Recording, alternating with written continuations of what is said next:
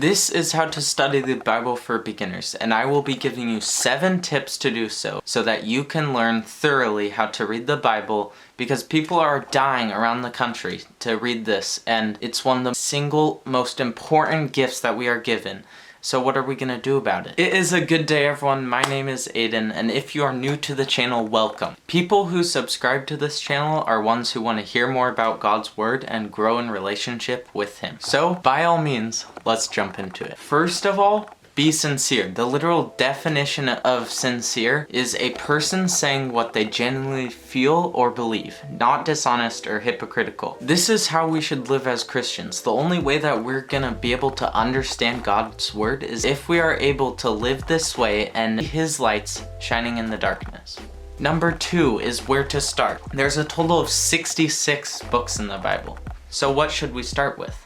Well, a good place to always begin is the very beginning. But it might be quite difficult to stay consistent every single day. So, what I would recommend is to start in Psalms and do 1 chapter each and every day. Then, after 150 hard-working days of you reading 1 chapter each day, then you will complete the whole Bible of Psalms. Psalms has so much of God's wisdom packed inside of it, and it shows the struggles of Israel and the joys of David and the sorrows that he had, that we can still connect with today. Number 3 is find a Bible study. If you are starting from Genesis, I would recommend looking for in-depth videos on each of the passages from the beginning, because the main focus around these books are the beginning of the earth and the story of how it became what it is now. If you are choosing Psalms, I would recommend a Bible study called Be Worshipful by Warren W. Wiersbe. This goes through Psalms 1 through 89, and it goes in depth on each of these passages, and he really makes it stand out. I went through one of his Bible studies, I did Daniel, and it was really powerful. That's why I'm recommending this to you today. He created a second part, which is called Be Exultant, and it goes through Psalms 90 through 150, and it goes through those, and it's the same. It links them up, both of the books, and you can get these on Kindle or whatever you want to, if you want to do this. He is just really good. I'd really recommend him, and I will put the link in the description below. If you decide to read other scriptures, that is totally awesome. I'm so glad you want to read the Bible.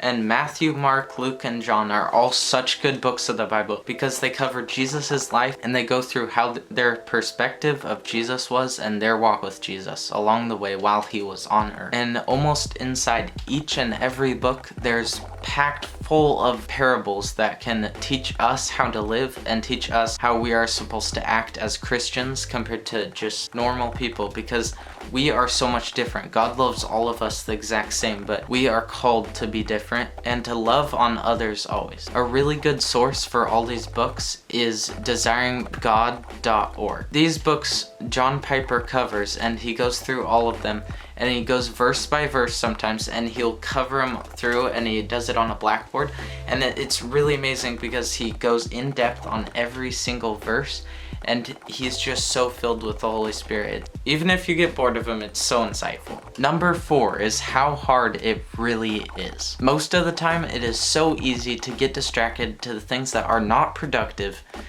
So how should we conquer these flesh desires and overcome them with how we are going to grow in God?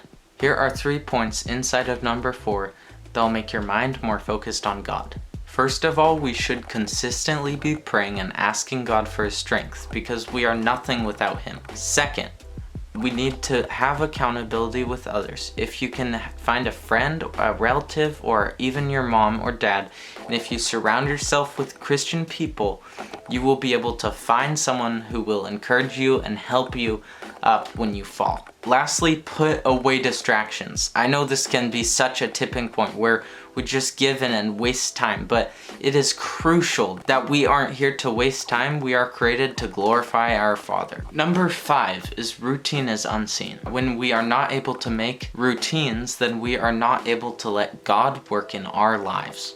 Routine is such a hard habit to make, especially when the flesh wants to do what it wants to do. It's not what God wants.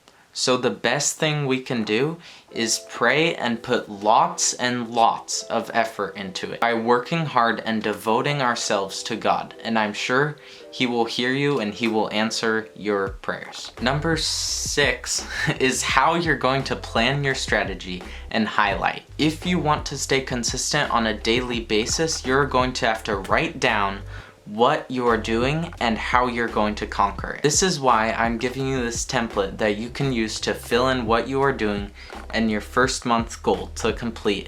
And once you do that, you'll be on fire and you can just restart the template and keep going. This has every day of the month you start and how long it will take you to read each book by doing however many chapters you choose to do each day. And highlighting can be super helpful because it can make you feel clear on what you are reading, and it can make you understand and know the context on what the Bible is telling you inside of that chapter. Another really great way to take in passages in the Bible is to use a pencil or a pen. By using a pencil or pen, you can square off or underline different passages that you find interesting, and along with highlighting, this can make you understand the whole chapter you are reading every time you do it, and it'll make you understand it better. Then the next time you read it over, you'll be able to find different intentions or meanings inside of that chapter that you didn't notice before, and then you can just highlight or underline over that or beside it. I went through every single highlighting color so that you can know what is what, and you can write it down or you can just print out the template so that you can use those different colors to highlight. If you don't have highlighters, then maybe just use a pen or marker, but this can really help you to feel organized on what it is. It may look like a little messy, that's why I use a pencil or pen, but also highlighting can be super helpful. I hope you find this template helpful. If you have any success with this new plan, make sure to comment down below and tell me which book of the Bible you did. The final, last tip is number 7. It is keep your focus on Him. The key to if you want to become closer to God is if you are desperate and you want Him. And I'm sure He will give you His wisdom and He will fill you with joy that can only come from Him. Also, prayer is a huge part of staying consistent and getting closer to God. This is a huge gift from Him, so we should take a hold of it and use it well. Every morning I wake up and thank God for that He put the breath in my lungs,